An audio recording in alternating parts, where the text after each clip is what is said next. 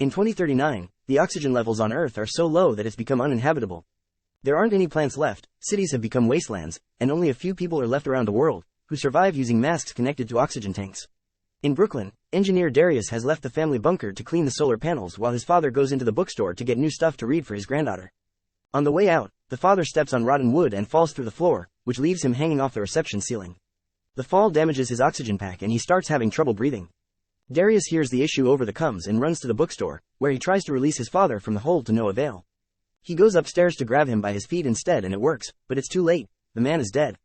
Afterward Darius returns to the bunker, where he gives the bad news to his wife Maya and their daughter Zora. Thanks to Darius' engineering knowledge and Maya's farmer experience, the bunker has enough oxygen and plants to keep a decently comfortable life. Darius announces he wants to bury his father next to his mother, who is in a cemetery more than 5 miles away. Zora protests because of the potential danger, but Darius points out they haven't seen anyone in 3 years so he should be fine. In the evening after the others fall asleep, Darius runs some maintenance on the machine that keeps the bunker running and discovers the oxygen reserve will only last 2 months. The computer even says that the system has been compromised, so Darius has a hard choice to make. The next morning, Darius says goodbye to Zora and gives her the book her grandfather got her. Then Zora watches Darius leave with the body on the security camera.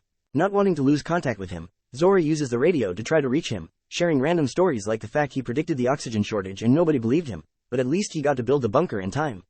Unfortunately Darius never answers, and 5 months pass without any news from him. Maya and Zora try their best to survive on their own. Now it's their duty to leave the bunker and keep up with the device's maintenance. They always make sure to bring a gun when they go out, but Maya still gets angry whenever Maya wanders away on her own just to get clothes. Luckily the bunker has a very thick steel door and a password lock, so they should be safe for the time being. They keep each other company as much as they can, but in quiet moments Darius' missing presence is very obvious. Zora never gives up and continues to send messages through the radio talking about family memories from before the apocalypse. Maya doesn't give up either and often goes outside to plant seeds, hoping one day one will actually grow. She also runs fake errors on the computer to teach Zora how to fix any issues they may come across. Sometimes Zora says she'll go out to look for her father, but Maya reminds her she's already tried and forbids Zora from leaving. This often ends up in the same arguments. One afternoon, the duo is outside after finishing maintenance when suddenly they see 2 people approaching with a shopping cart. They run to hide behind an old car and watch how the strangers try to enter the bunker. They're unsuccessful, but it's weird that they knew exactly what door to go to.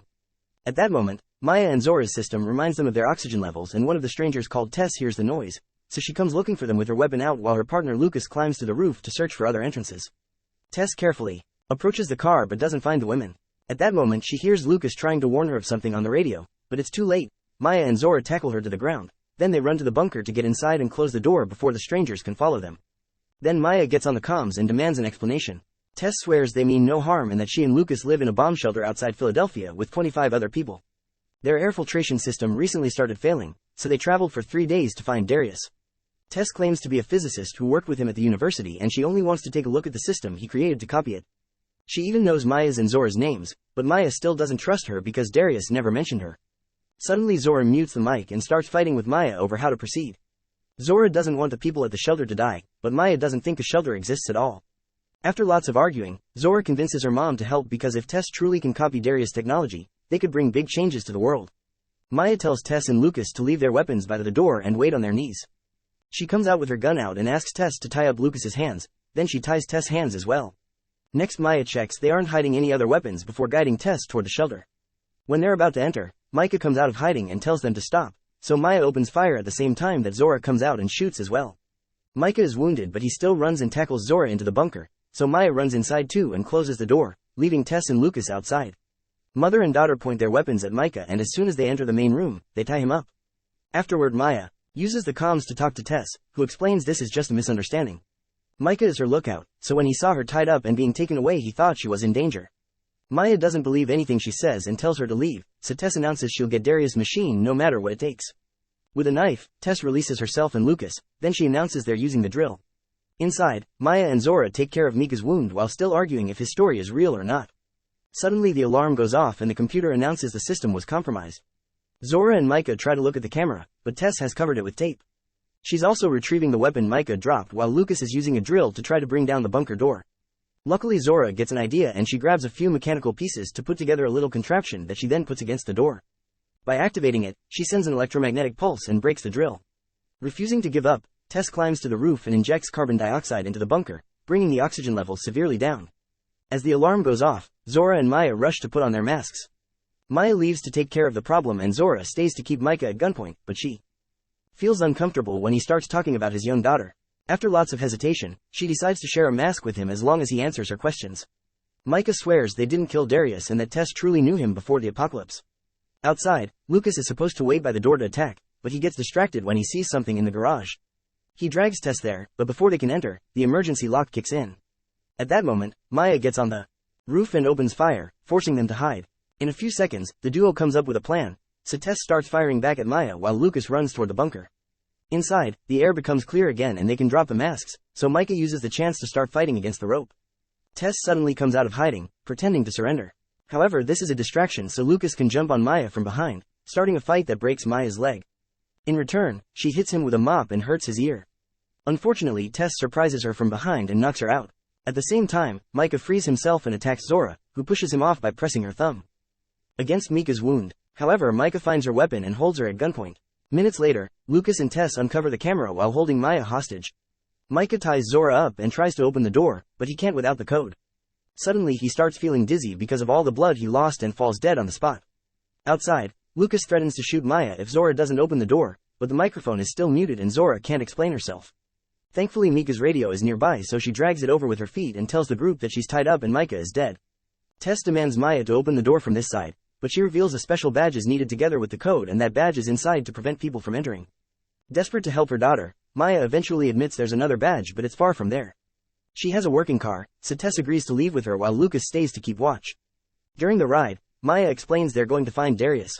It turns out that after he left to bury his dad, Maya found a note in which he explained the machine couldn't keep the air clean for 3 people anymore, but with only 2 there would be more time for Zora and Maya to figure out the seeds. This means Darius truly is dead and he didn't return on purpose. Back in the bunker, Zora tells the computer to play some music, which Lucas appreciates. A few hours later, Maya finds Darius' body and takes a moment to grieve before finding the badge. The duo is ready to go, but at that moment the car runs out of power. Tess asks for the badge as she points out Maya can barely move with her broken leg, so there's no way she'll survive a trip back on foot. She confesses she also used to have a daughter and promises to take good care of Zora.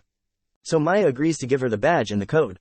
Before leaving, Tess promises to come back for Maya when she has more oxygen in her tank. Then Tess starts running back and eventually finds a bicycle in the middle of the city, so she uses it to reach the bunker safely.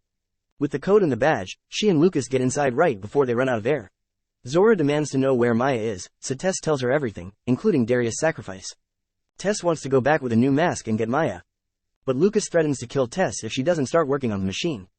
With a drill, Tess opens a panel in Darius' invention and finds a very advanced system, so she has no choice but to admit she doesn't understand enough to recreate it.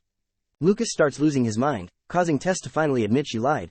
She never met Darius before, she only learned about him and his family because her radio picked up Zora's messages.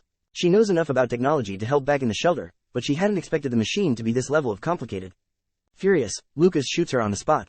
As Zora has a breakdown, Lucas sits next to her and points out that she knows enough about the machine in the bunker, so he wants her to teach him how to use it yet refuses to untie her. Back to Maya, she sits in the car while thinking about her family.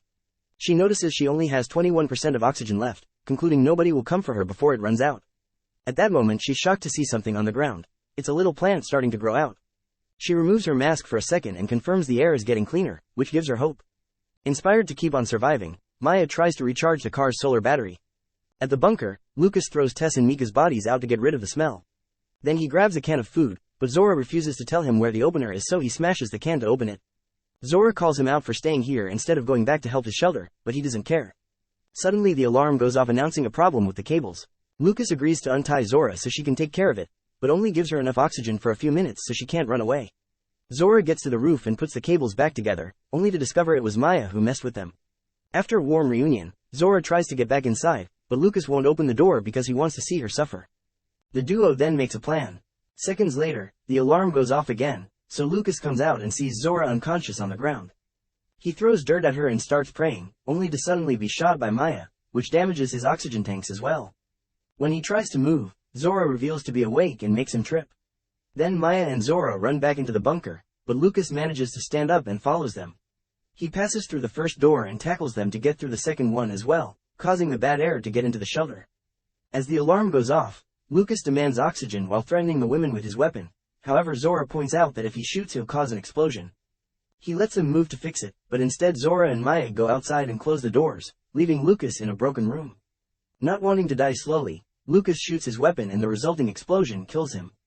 Outside, Maya and Zora survive thanks to the masks and escape in the car, however they don't have much oxygen left. Remembering Mika's story, Zora drives them through the city and tries to find the shelter, but they find the doors closed and they pass out on the stairs. Moments later, Maya is shocked to wake up clean and rested. The people from the shelter heard them and rescued them, and now Zora is sharing Daria's machine with them. With the survivors' help, mother and daughter work together to start planting the new seeds and bring back vegetation to the world.